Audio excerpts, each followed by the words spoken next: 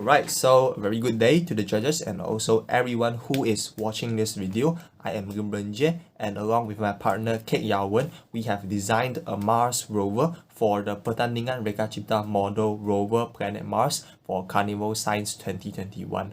Alright, so both of us are from Kolej Matrikulasi Kejuruteraan Pahang, and without further ado, I would like everyone to just take a look at what we have designed. So as you can see here, this is the rover that we have designed, and we have named it ROVA, Rover, and coincidentally, this is also the name of our group, right?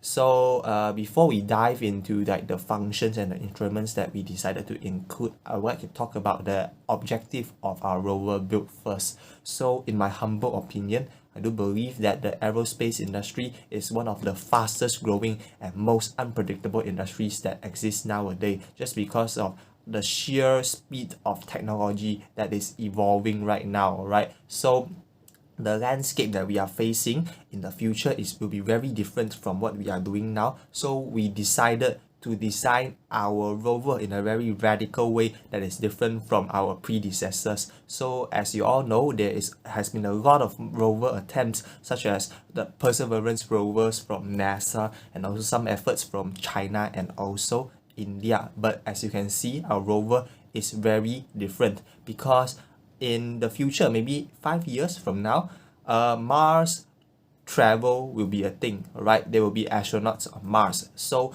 our rover actually emphasizes on speed and agility so that we can help the astronauts to get their job done ASAP, right? So different from past predecessors where mostly their job will be to maybe collect rock samples, our rover will be set out to assist astronauts in certain tasks and also to maintain the safety of astronauts so that they won't need to carry out some tasks that are hazardous to themselves. Right, so moving on to the first function that I'm going to talk about, which is the biggest elephant in the room, the body of the rover. So as you can see, we went with a smooth, sleek, white design. So this is actually not just because it is very fancy and flashy and futuristic, right? This has a very functional purpose to it. The smooth surface enables the operator to detect cracks or defects on the surface easily, right? Because in environments such unpredictable as Mars, any little crack or defect may cause a change to the internal environment of the rover, so the internal parts might be affected, right? So we don't want that to happen. So that is why we hope that the operator may detect anything wrong, right, before sending the rover out for any missions. Other than that, as you can see, we went with an aerodynamic shape, right? It is a very smooth shape.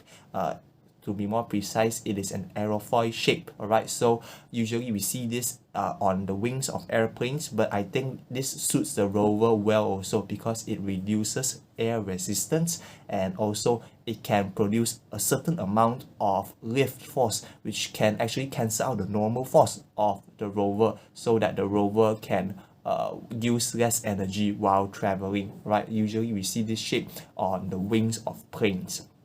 So that is all about our rover body. The material that we decided to use is TE type fiberglass. So the fiberglass is actually a special type of fiberglass that is designed to resist chemical corrosion, right? So this is very important because Mars actually has a very high concentration of carbon dioxide that might corrode our rover, right?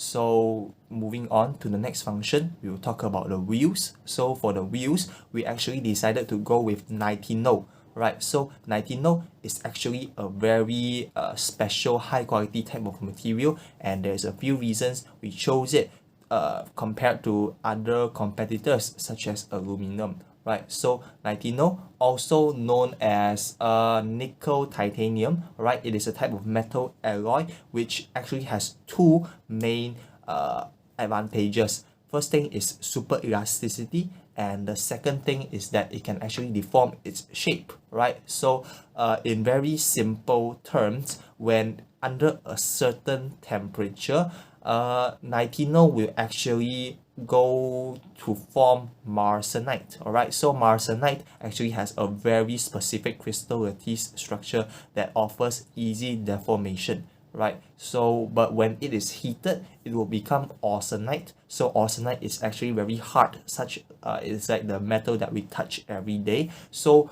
in different temperatures, the wheels can have different functions. So for the soft wheels, when it is in its marsenite state, it might be very easy to navigate tough landscapes on Mars with sharp rocks and also uneven terrains. But with like the hard shape which is austenite, it might be very easy for slippery landscapes. Alright, so other than that, we also have a suspension system, which is very useful because Mars is very displaced, the surface it is uneven, so we need to ensure that sometimes the readings are accurate, so we need to stabilize the body by using a suspension system.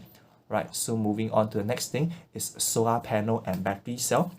So for the solar panel, it is actually no secret anymore. Just believe me, everyone uses solar panel on their Mars rovers, from NASA and I believe other competitors as well. We all use solar panels, and for very good reason actually, right? Because solar energy is the most easily harvestable energy on Mars, and we don't have any other options left. But what makes our solar panel different from others is that instead of a plane, we decided to go with little hexagonal discs that are interconnected. So we will stick a lot of little hexagonal discs on our surface of the rover so that we don't break the aerodynamic shape of our rover, right? So it can actually still run at very high speeds while taking in sunlight. And also another advantage of using little hexagonal plates is that it can take in sunlight from a greater angle compared to a plane. So the energy efficiency will be higher as it can take in from sunrise to sunset, no problem, right? So that is about our hexagonal solar panel. But other than that, we will also have a battery cell, which is a lithium-ion battery that is positioned at the bottom of the rover. So lithium-ion battery is because that you can swap out lithium-ion battery easily with the ease of an operator. Alright, and also lithium-ion batteries are known for their durability, as we can see it is in consumer use, and also sometimes electrical vehicles also use lithium-ion batteries as well. So other than that, the functionality of the rover is also one of our main concerns, as we want to make it as easy as possible for the operator to use it. So that is why we included a status and battery display on the back of our rover, so that the operator can check the status of the rover without needing to bring any additional equipment such as probes or even screens, so they can just check it from the LED back screen. Alright, so to execute one of the main functions of our rover, we included some LiDAR cameras, specifically 4 LiDAR cameras on the front, back, left and right of our rover. So LiDAR camera is actually a very specific type of camera which can use lasers to map out the surrounding environments of what it is capturing. So it can provide a accurate 3D geometric scan of the environment and transmit it back to the operator by using its satellite. So it can point an object with a laser and measure the time for the reflected light to receive back at the transmitter.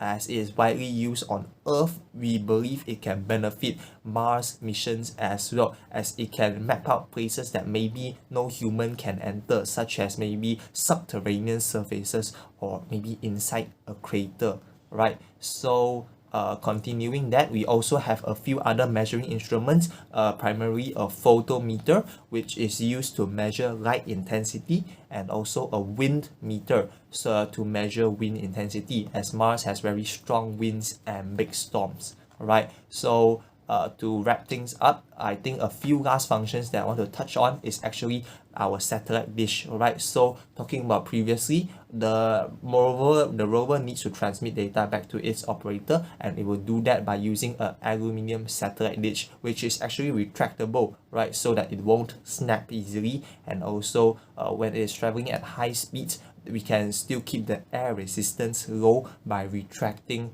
the satellite dish back into the body of our rover. Right, so I think our time is up also, and that sums things up for my presentation today. Thank you very much for listening, and I hope you enjoyed what we have brought to the table today. Again, thank you everyone very much.